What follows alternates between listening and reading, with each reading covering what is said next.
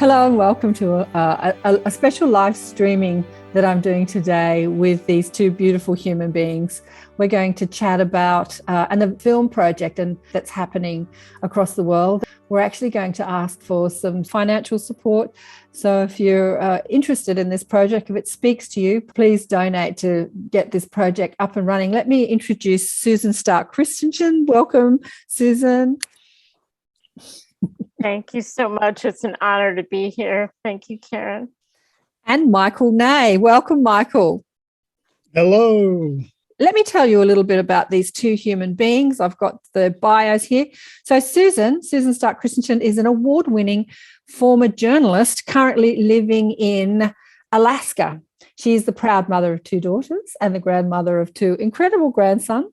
And she's the author of Women's Voices, The Wisdom of the Grandmothers, and producer and director of the documentary The Wisdom of the Grandmothers. In addition to directing and producing Indigenous Prophecy Today, Susan recently authored the soon-to-be-published book, Flying with Wings. And what's your website, Susan? I haven't got it here. For Indigenous Prophecy Today, it's just indigenousprophecy.com. Indigenousprophecy.com. So this is the project that we're going to talk about today. And Michael is a filmmaker. And in 2011, he produced a short documentary called Peace Angels, First Steps. Over the past 3 decades, Michael has successfully produced many creative projects, including documentaries, corporate videos, multimedia, CD-ROMs, websites, and multimedia in theatre. And in 2019, he released a documentary about Crystal Waters Eco Village. There's lots of things we can talk about, but specifically we're here to talk to Susan about her project. Tell us about it, Susan. Well, do you mind if I just open up with a prayer? Oh, absolutely. It's kind of a tradition that I try to uphold. And this is a beautiful prayer that was gifted to me on my grandmother journey. And it calls in the directions. It's a loose translation of a Quechua prayer. So if you could just take a minute, everyone, to sort of get grounded and centered. And I'd like to offer this as a way to continue our discussion. To the winds of the south, great serpent, wrap your coils of light around us. Teach us to shed the past the way you shed your skin, to walk softly upon the earth. Teach us the beauty of your ways. To the winds of the west, mother, sister, jaguar, protect our medicine space. Teach us the way of peace, to live impeccably. Show us the way beyond death. To the winds of the north, hummingbird, grandmothers and grandfathers, ancient ones, come and warm your hands by our fires. Whisper to us in the wind. We honor you who have come before us and you who will come after us, our children's children. To the winds of the east, great eagle, great condor, come to us from the place of the rising sun. Keep us under your wing. Show us the mountains we only dare to dream of. Teach us to fly wing to wing with the Great Spirit. Mother Earth, we've gathered together for the healing of all your children, the stone people, the plant people, the four-legged, the two-legged, the creepy crawlers, the finned, the furred, and the winged ones, all our relations. Father, Son, Grandmother Moon, to the star nations, Great Spirit, you who are known by 1,000 names and you who are the unnameable one. Thank you for bringing us together and allowing us to sing and dance the song of life. To the heart where it all comes together, help us to feel the presence of the Creator within, to hear and to see the spark of life within all your creation. Gunachish Aho.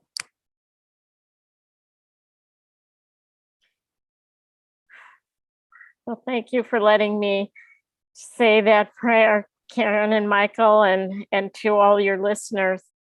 I would like to just take a moment to introduce myself in the traditional way. I have actually 3 names.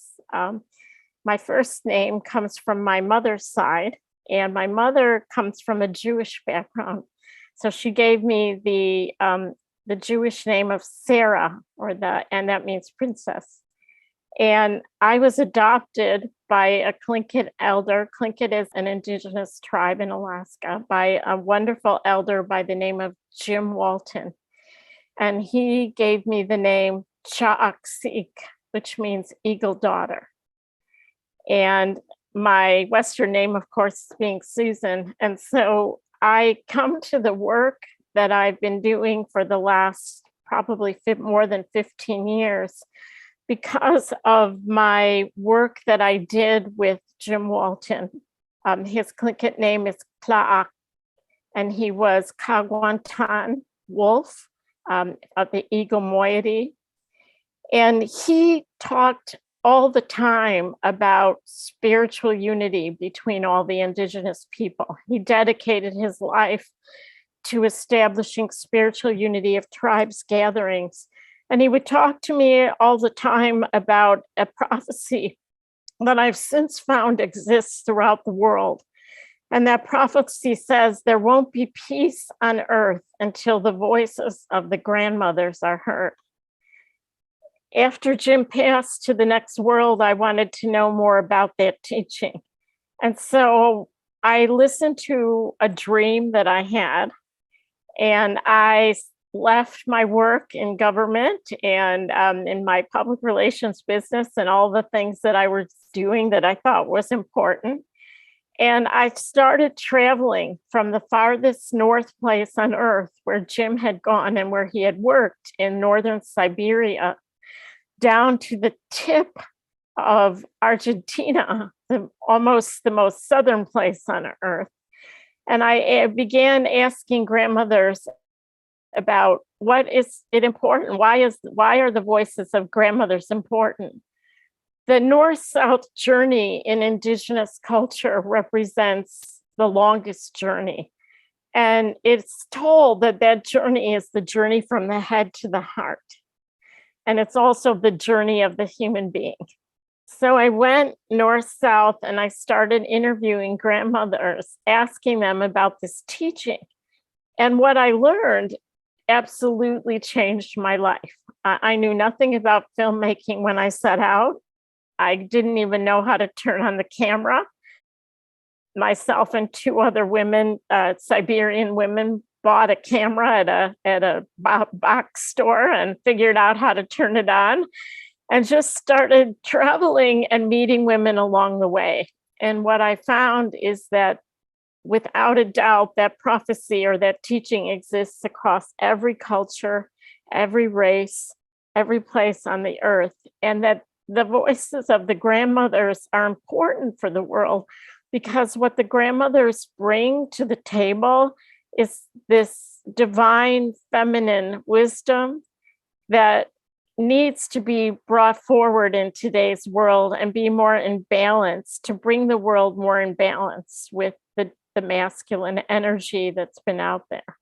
And that the grandmothers also bring a sense of connection and unity and unconditional love, qualities, a focus on community, qualities that are so essential for the world today. And that work led me to the work I'm doing now that Michael is so generously volunteered to help with. And since 2018, I've been interviewing Indigenous elders about their stories and their prophecy stories and what those mean for the world today. And so that's why I'm coming to Australia to learn more about what the Aboriginal people in Australia, we believe, are critical to the bringing together of the unity of people, and that the Aboriginal stories are essential for the world to know, and that the voices of the Aboriginal people are critical to be heard at the table of humanity. Yeah, absolutely. Oh, how beautiful. What an amazing project. Makes me cry. I had Stephen Strong on the show last year, I think, and he corrected me when I called them the Aboriginal people, even though he's not Aboriginal, he's a white guy. But he said, the word Aboriginal means not original. And so he calls them the original people. And I'm like, oh, wow.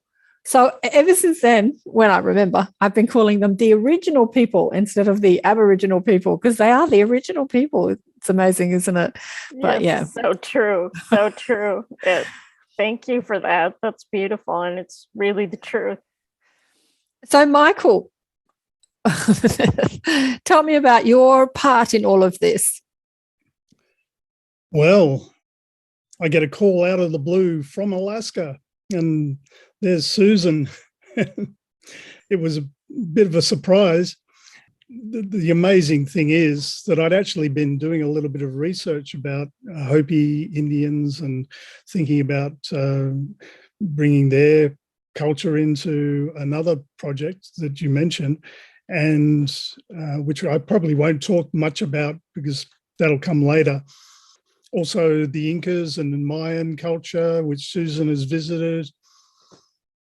And I'd kind of put aside or forgotten about the Aborigines. And it's like, I get a knock on the head saying, you've forgotten the Aborigines. And it's like, okay, I've got to do this. And so it's an absolutely ridiculous logistical mountain that we're climbing with a very short period of time, trying to raise quite a lot of money, because Susan and I aren't, what's the word? Not flush, shall we say, and or flush in the making, I should say. You can probably talk about abundance lots, Karen. But it's a very exciting thing, and I've always wanted to go to Ayers Rock, of course, and Uluru and Kimberley's and explore all of that. It's just a really amazing, wonderful opportunity. And thanks, Susan. Yeah, absolutely. Well, Susan and I were having a bit of a chat before we came live. We started the recording, came live. We were talking about running businesses in a more fourth dimensional, fifth dimensional manner instead of the old third dimensional, which is about charging people prices and competition and limited marketing, get in quick for a limited time only, because all the way that we do business is based in scarcity consciousness. And we were talking about, the new consciousness is abundance consciousness. And when you feel abundant, you do what you love, knowing that the passion that you have for it, that energy flows, and energy, it's all about law of attraction, isn't it? Energy will come to meet you when you align and evoke the energy you're looking for. And in that, like the new way to sort of do business is to offer what you have for free. And then if people align with what you're offering, you can ask, for financial support. And that just gives people the freedom to give if they want to, if they have the funds, or if they don't have the funds, you can give $1, you can give $2, you can give $5 because it's something you're passionate about.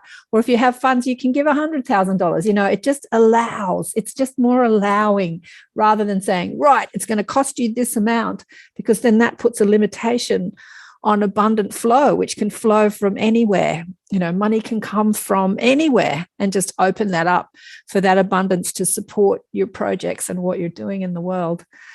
Something that I've been living my life like that forever, working for free for most of what I do and allowing the universe to support me. Susan, you wanted to say something?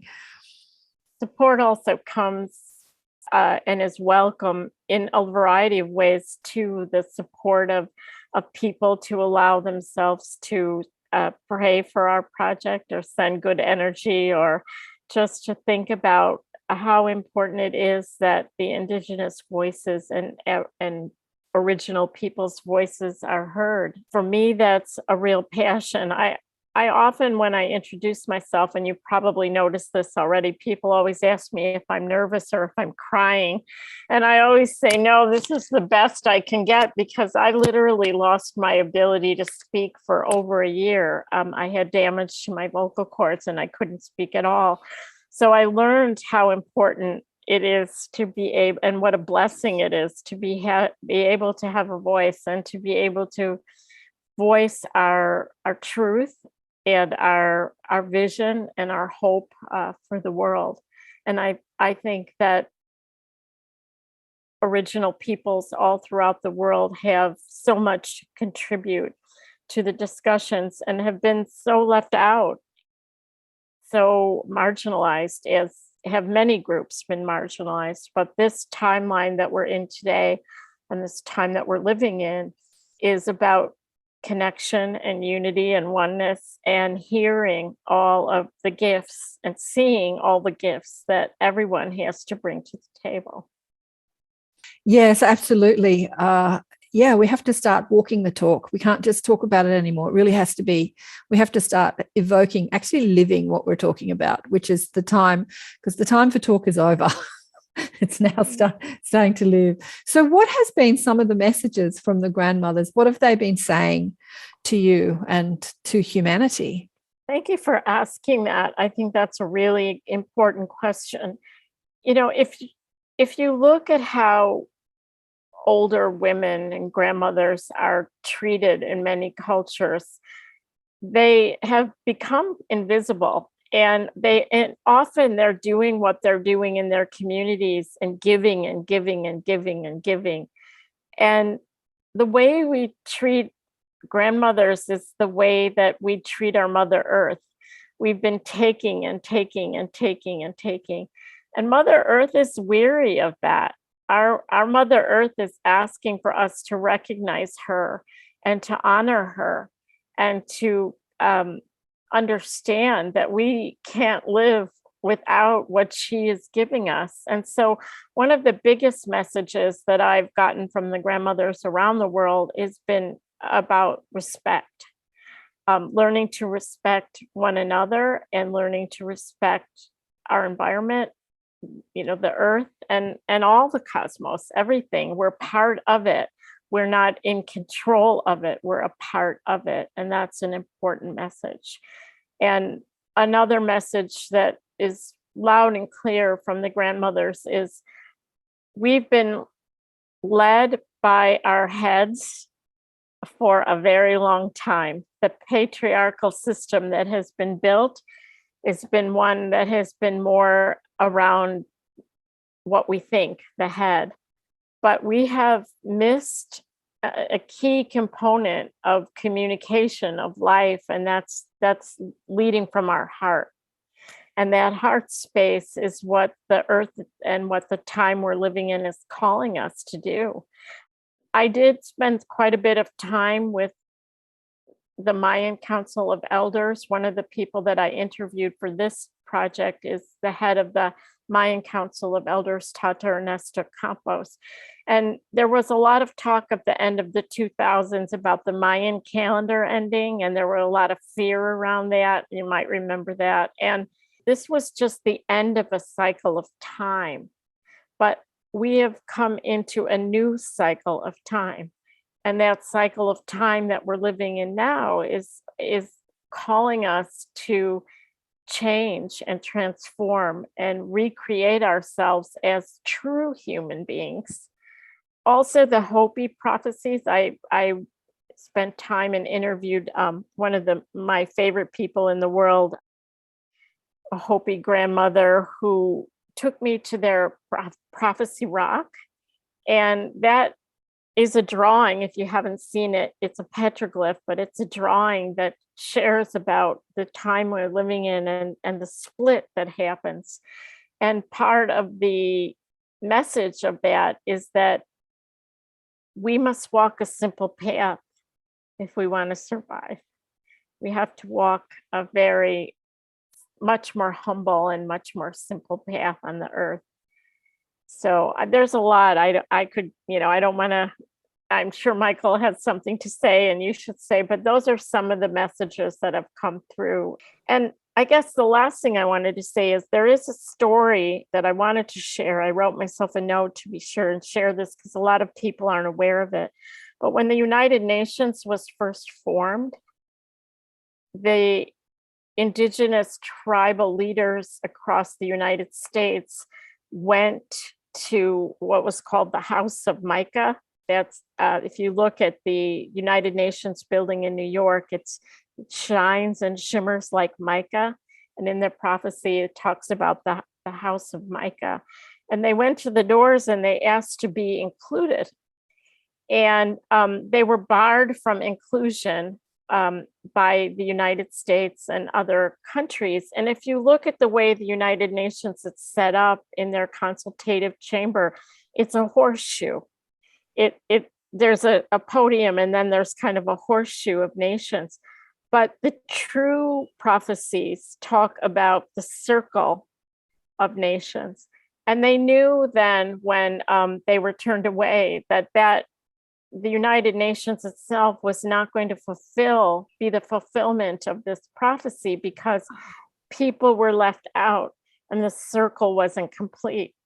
And so I think that's a really important thing for people to realize, that what we're doing now, and we're doing it by ourselves, we're doing it with these kinds of talks, with the kind of work that Michael's doing, with what you're doing, what I'm doing, what people are doing all over the world, is to come together in what the Lakota prophet talked about, a hoop of many hoops.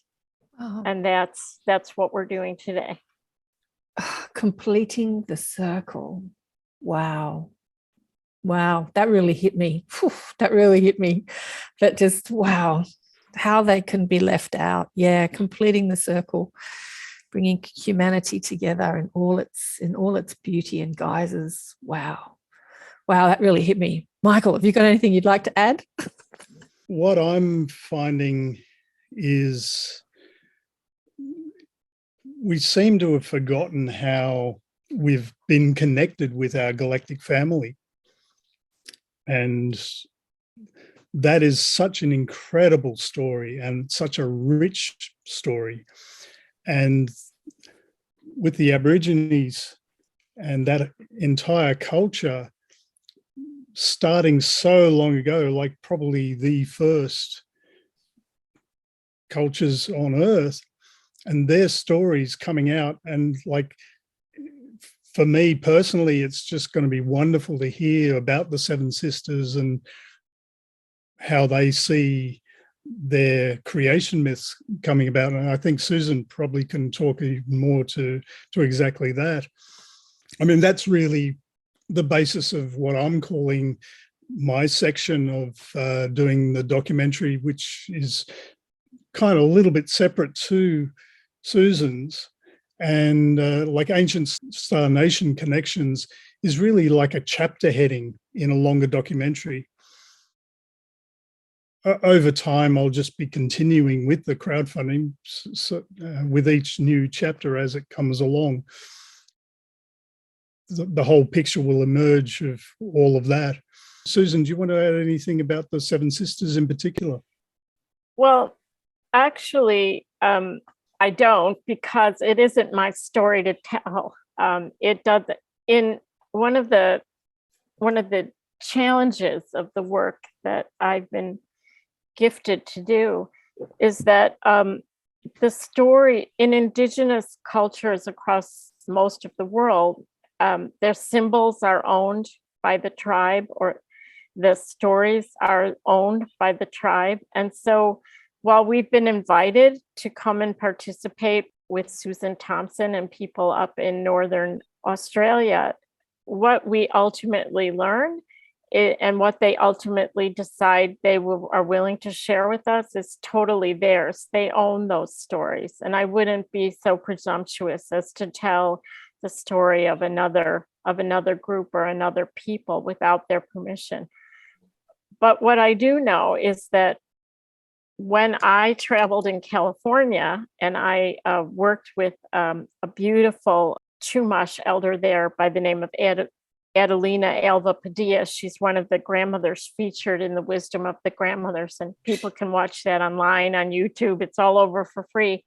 But Adelina was one of the special grandmothers that I got to meet. And what I was so fascinated by the fact that in the Chumash territory, there are 7 mountains that are called the Seven Sisters.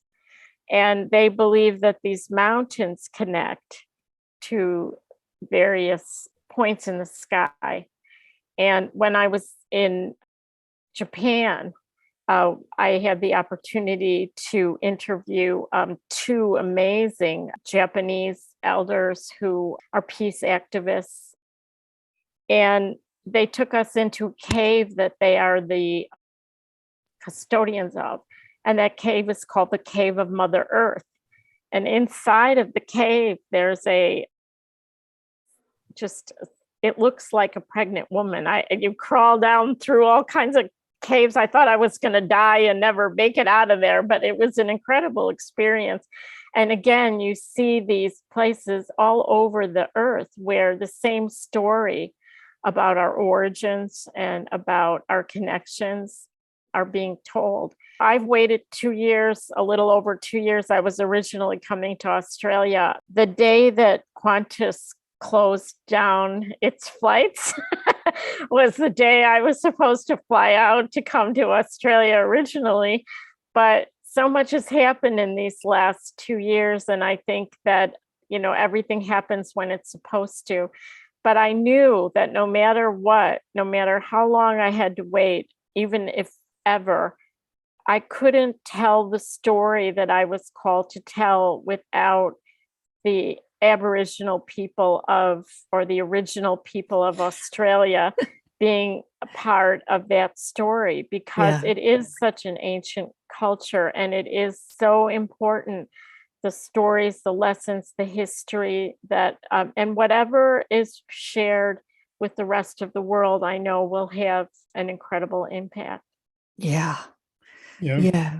One thing that we can mention is what is planned is to interview a 93-year-old Aboriginal elder who's the keeper of the story of the Seven Sisters. Is that still happening? She's one of. There are a number of people who are, as you probably know with your own history of different mobs, the story is represented by a number of people, but we have an opportunity to interview an elder, and that's a real blessing for us. So we're really looking forward to that opportunity.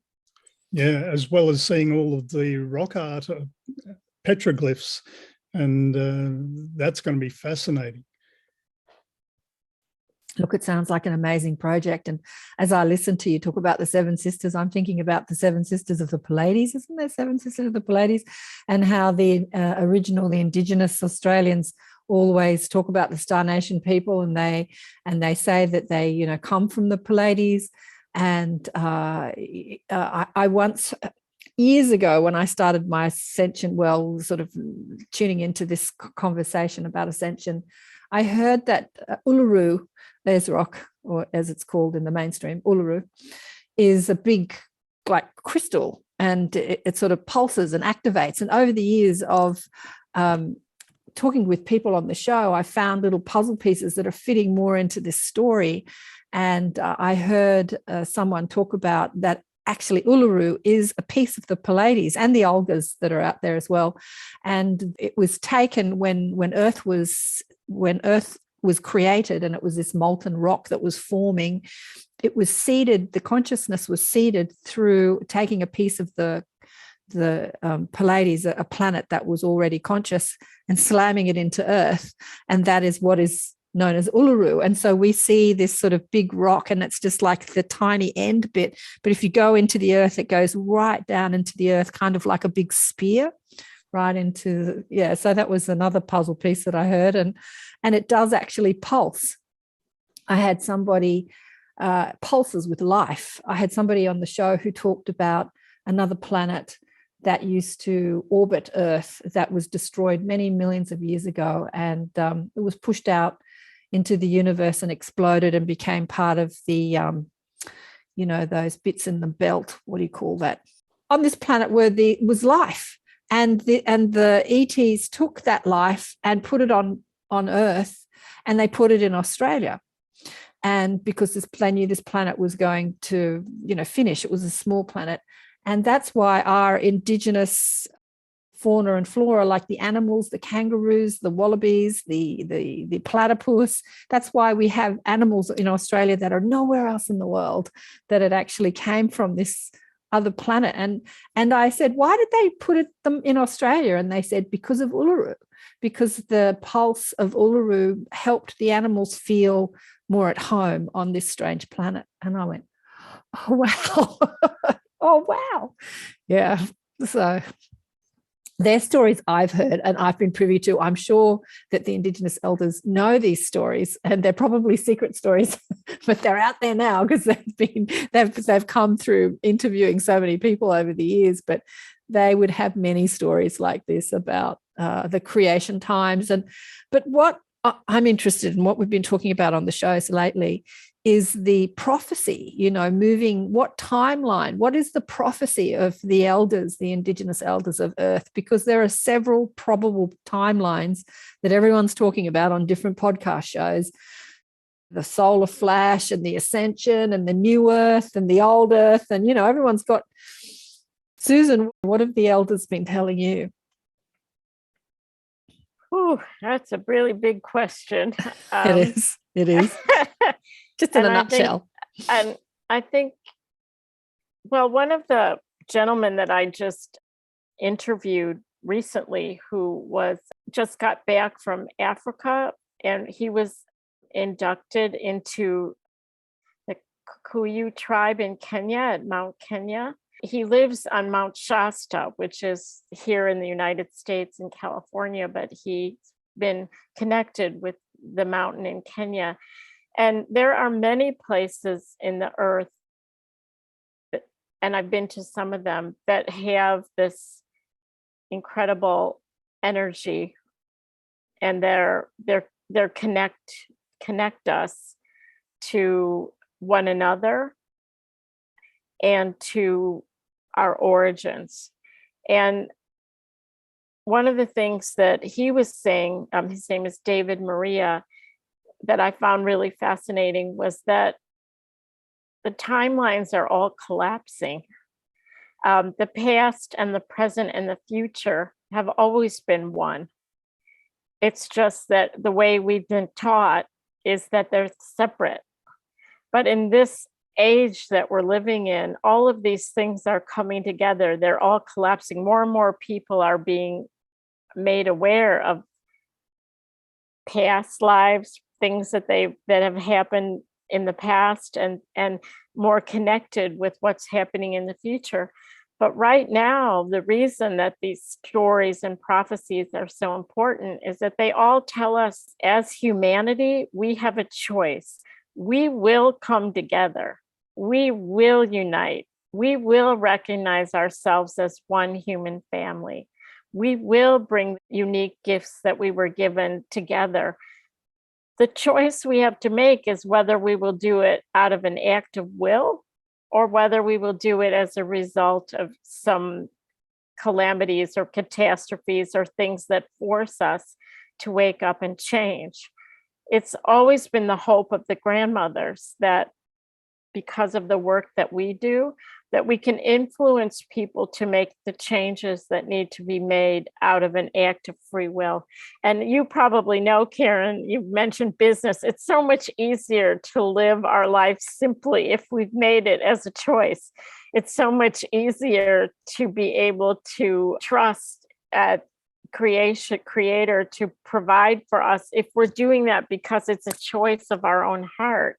Mm-hmm. And we maybe had to go through difficulties, many of us did, to get to that awakening or that awareness.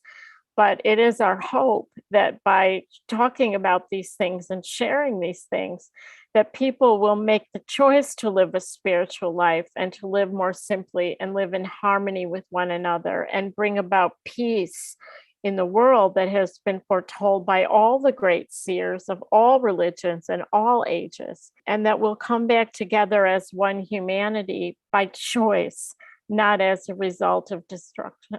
Of disaster and destruction. Yeah, absolutely. Oh, it gives me chills. I'm getting chills. I put this on because it's getting cold here in Australia. We're moving towards our winter. But yeah, okay. So One timeline is that we bip along, sort of maintaining our separateness, polarized points of views, fighting with each other, and then some catastrophe happens which forces us to come together, or we start to choose a different way of living and more collaborative, more unified, more loving, peaceful way of living, and that we ascend into a new experience without being forced to by a solar flash or, something like that. Yeah, makes sense, doesn't it? Just makes total sense. So what are we choosing? We've always had that choice. We've always been, the creator and the stories all talk about, we've always had a choice. On the Hopi Prophecy Rock, there's a point where these two, I'm sorry, I don't have a picture of it. It's a time when the lines separate and one goes up and it's kind of like a stairway. And on that stairway, there's stick figures. And my Western thinking, having just seen a flat picture of it, was, oh, okay, well, that's ascending, right? Because we tend to think of a stairway, so people are going up, but that ends. But the other line, which only has one stick figure on it, that goes around the bottom of the rock, and it actually continues around. Grandma Percy Ami, who I interviewed, said that shows that the path that continues is a simple path.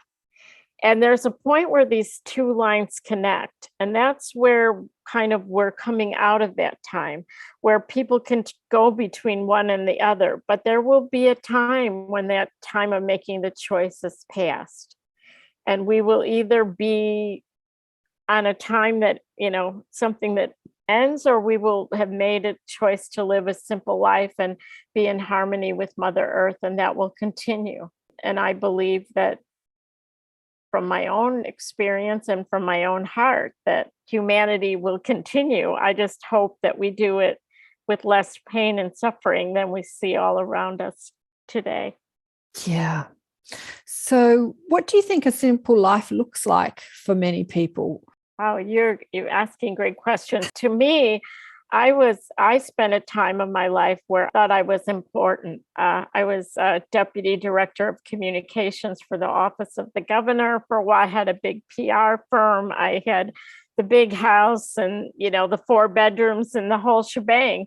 And I walked away from that because I realized that, number one, for me personally, that wasn't the picture of happiness. Having done the things that the world told me was success, wasn't success within my own heart. And that in order to find my true purpose on the earth, I had to be willing to get out of that go, do life and become more in touch with my own spirit and also with my environment. And I live in a 1-room cabin. I mean, I don't need a lot of things. And I think a lot of us in these last 2 years, we're learning that so many of the things we thought we had to have or that we needed, we really didn't need at all. And we need to look at how we can live in harmony with the earth and with each other, and more simply. And that means the whole world. It just doesn't mean the industrialized countries. It means the whole world. So I'll pass the feather. The grandmothers, we pass the feather. I'll pass the feather to Michael or Karen, and I'll shut up. Thank you. Well, I got the feather. Thank you. Well, simple life. I found myself 4 years ago in an eco village, and this view is literally just across the road. Beautiful. Gorgeous rainbow. I mean, it's kind of very interesting trying to learn to live a simple life. Definitely being in the city, everything's so much faster, and the pressure begets pressure. And being in the country, just everything slows down. It took me quite a while, like probably even 6 months to a year, to actually really just settle down, and get in tune with the flow of the seasons and all of that kind of thing. I mean, that's part of it. And Yeah, just tuning into Gaia and the spirit of the planet, but also all of the usual kinds of things with energy use and all the conservation things that we need to be aware of. But it's really a mindset as well, just not to overcomplicate things and not to I suffer from this, trying to do too much, just like one thing at a time kind of thing. Yeah, I think that a simple life, like there's a community here, there's a few communities here that are like moving out of the cities and moving onto the land and growing their own vegetables and kind of going back to a simple life, in that they're making more work for themselves because they have to produce what we find that we can just go and buy at the supermarket. They're producing them themselves, and they're calling that simplicity. But I don't necessarily think that that's what simplicity is about. I think that we can have our technology and we can have our cities and we can have our modern world and yet have a simpler life. And it's probably to do with our concept of success and striving and money and making money and being famous and all those third dimensional concepts that we buy into because we feel separate from our source. We feel separate from the love within us. And so we strive for life to bring us this feeling of being appreciated, being famous, having lots of money. We look to the material world to feel good. And I think simplicity is like when you feel good because you know who you are, you cease all that, you stop all that. You stop trying to be successful and famous and all the things that you think it'll give you. But it doesn't mean that you stop your creativity. You can still come up with creativity, ways to improve this world. And yeah, you can still be that creative artist of a modern world. I think that's personally what I think. I agree with you in that. I think that there's many things that are yet to come that the young people will be manifesting in this world that will solve a lot of the problems that we currently face Right. once we start focusing on solutions rather than competition. Yeah, you've heard of the guy, what's his name? Where's he from? The Netherlands? Ocean Cleanup. He invented that a cleanup thing. I follow him on YouTube. What's his name? European. I think he was 17 when he came up with the plan, and it's this catching the plastics because when he sees the oceans, he realizes that all the pollution in the oceans, the plastics in the oceans, are coming from the rivers. And so he's putting this machine at the mouth of the rivers and catching the plastics before it moves into the ocean. But yeah, there's a lot of solutions to come up with to clean up this world because, yeah, there's a lot of solutions. But let's get back to the project because we're kind of off track. So again, asking people if you're thinking that the message from the grandmothers, the Indigenous or the original people of Australia, adding their voice to the wisdom of the grandmothers and the prophecy, the Indigenous prophecy, is something that you'd like to support.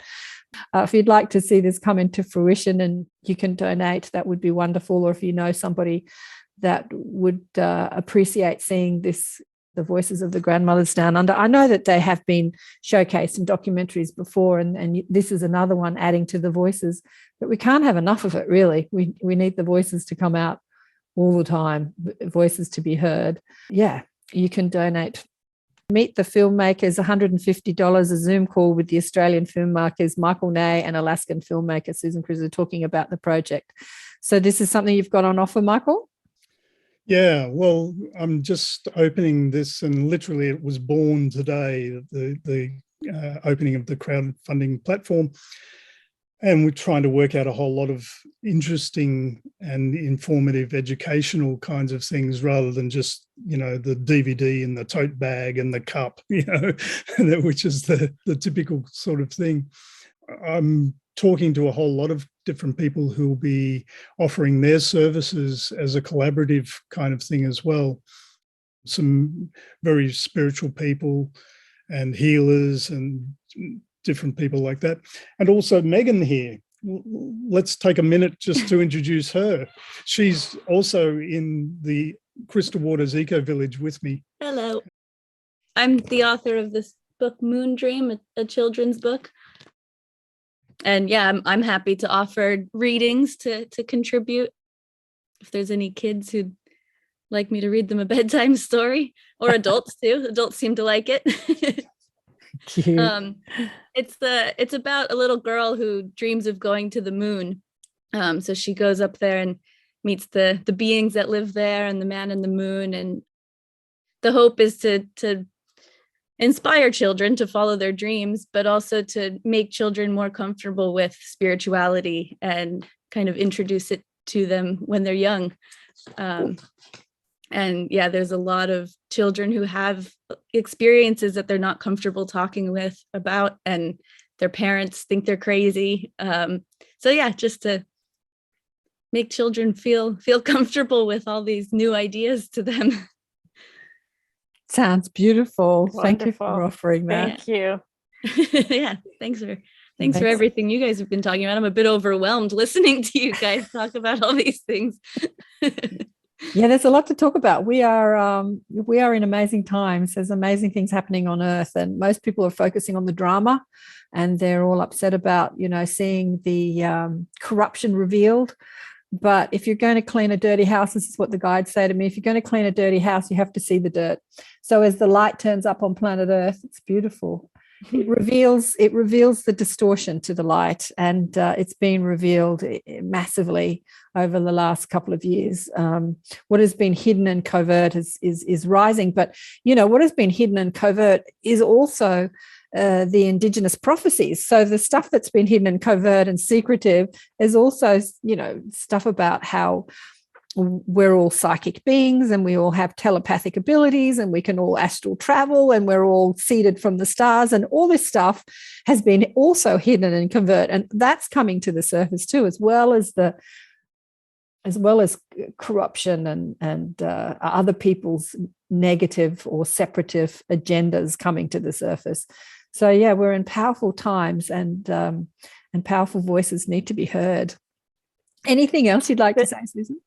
I was just going to echo that. There's an Aleut elder in Alaska by the name of Ilarion Merkuliev, and he talks about when he was a child, his Aleut elders used to say there would be coming a time when the light and the darkness would rise at an equal rate.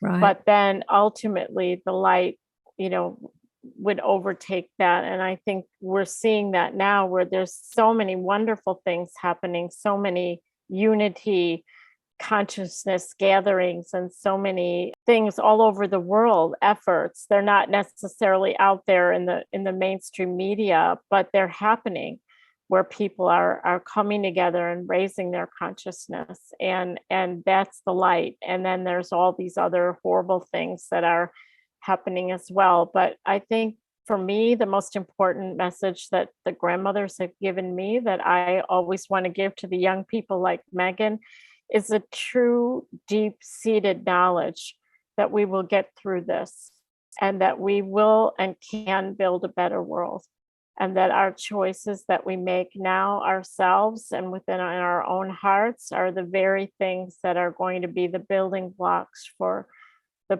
the beautiful world that's been promised, that we are all going. I may not live to witness it, but our children's children and the next 7 generations will.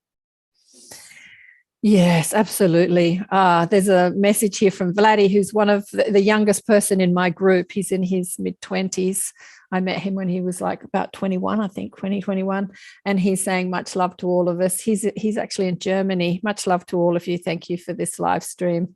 You're welcome, Vladdy. So yeah, it makes me cry thinking about it. I'm very teary today. I think it's you, Susan. It's your energy. It's making me very teary. It's that heart-opening energy, like we were talking about. The patriarchal being the intellect and the working out, and the matriarchal being the heart-opening energy. My guides showed me some nuances of that when I was editing a video of somebody that I had on the show, who is a singer and galactic singer, and she was very emotional. And as I was editing, I was in my the intellect, the sort of work it out, sort of masculine energy, I suppose, if you want for a better word. And I was criticizing her, going, God, she's a bit over the top, isn't she?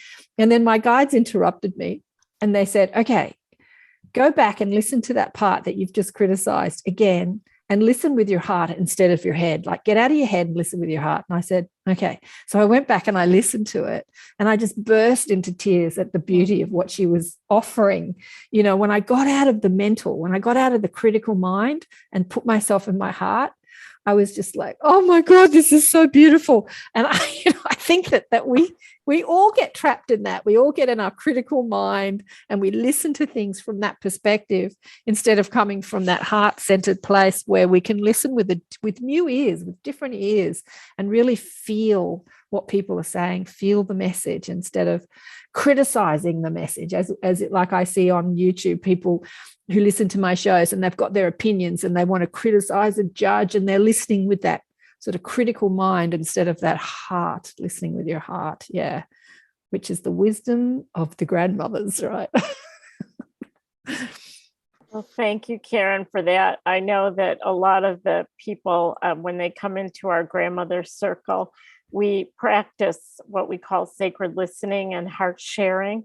And that's sharing from our heart, and also listening as if the voice of the Creator was speaking. And very often the first thing that happens is they start to cry, because I think it's our soul and our beings that are suddenly recognize that this is how it should be. This is what it feels like. And so I thank you for your heart sharing and for your sacred listening, and for Michael and all of the people that are listening to this. We have a grandmother in our grandmother circle that's in Bonn, Germany. And it's just so wonderful to hear that there's people all over the world. And we thank you for taking part in listening today. It just sounds like a wonderful expedition. $1 or $5 on spread the message. I'm just putting it out there. If someone would really like to support us, we're actually, like, I've set the crowdfunding campaign at $22,000, which kind of just covers the basics. We still struggling to work out exactly how much petrol is going to cost, but it's something like $5,000 or $6,000, and we're not even sure whether that's the return trip. Thankfully, Megan's contributing a lot with lending her van and whatever, but there's many other expenses to come along. And if someone wants to just cover the entire lot, we've actually got some investment possibilities too, where a payback situation can arise. And people can email me at eaglespiritmedia@gmail.com, and we can discuss all of that. But also, somewhere in the crowdfunding campaign, I'll be putting a link for a newsletter. And the thing with the newsletter is, once we get going on the road, we're going to be posting little reports and little videos and things like that. And that'll be part of the offerings in the crowdfunding as well. So I'm yet to kind of really nail all that down. We want to actually include the outer world via social media on the journey with us, and just get little snapshots of what's going on and meet various different people and make it as exciting as we possibly can. Wonderful, beautiful. Thank you for joining us today, and thanks to everyone that's been watching the live stream. And I wanted to just say to Maria, who was tuning in before, she corrected me. She said it was called the Orion's Belt, where the particles of the planet. And I'm like, that's what it was called. It was called the Orion's Belt. But thanks for that information. And thank you, Susan and Michael, for joining me. And yeah, please finish with the 4 directions. That would be beautiful. Thank you. To the winds of the south, great serpent, we thank you for wrapping your coils of light around us and teaching us to shed the past the way you shed your skin. We thank you for teaching us to walk softly on the earth and teaching us the beauty of your ways. To the winds of the west, mother, sister, jaguar, we thank you for protecting our medicine space and teaching us to live the way of peace and to live impeccably, and showing us the way beyond death. We thank you and we release you. To the winds of the north, hummingbird grandmothers and grandfathers, ancient ones, we thank you for warming your hands by our fires and whispering to us in the wind. We honor you who have come before us and you who will come after us, our children's children. We thank you and we release you. To the winds of the east, great eagle, great condor, we thank you for coming to us from the place of the rising sun and keeping us under your wing. We thank you for showing us the mountains we only dare to dream of, and teaching us to fly wing to wing with the Great Spirit. We thank you. We release you. Mother Earth, we thank you for allowing us to gather together for the healing of all your children, the stone people, the plant people, the four-legged, the two-legged, the creepy crawlers, the finned, the furred, and the winged ones, all our relations. We thank you. We release you. Father, Son, Grandmother Moon, to the star nations, Great Spirit, you who are known by 1,000 names and you who are the unnameable one, we thank you for bringing us together and allowing us to sing and dance the song of life. We thank you. We release you. And to our hearts, where it all comes together, we thank you for helping us to feel the presence of the Creator within, to see and to hear the spark of life within all your creation. We thank you. We release you. Gwynalchish aho, all my relations. Oh, thank you so much, Susan. That was beautiful. Thank you. Thank you for sharing your project with us. And I hope that you get some financial support, because I think that this sounds like an amazing project. And thank you so much, Karen, for doing this. It's wonderful. Thank you, Karen, so much for what you do and for allowing us to share on your platform. Thank you. This is Wurunga, who quite often is around our area, and I've done a number of videos with him.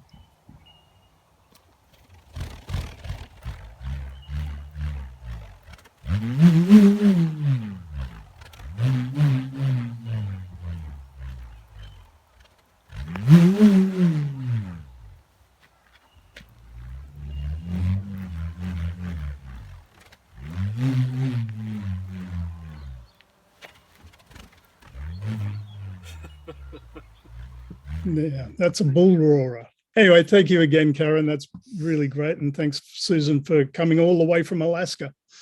Yeah, absolutely. I'd love to go up to Alaska. Thanks Anytime. Again, guys. Thanks You're again, always guys. welcome, Karen. Well, darling one, I look forward to meeting you when you come out to Australia. Hopefully you'll probably have to land in, well, you might land in Brisbane. You could land in Sydney. But anyway, we'll meet one day. One day. All right, guys. Big love. Bye. Thank you.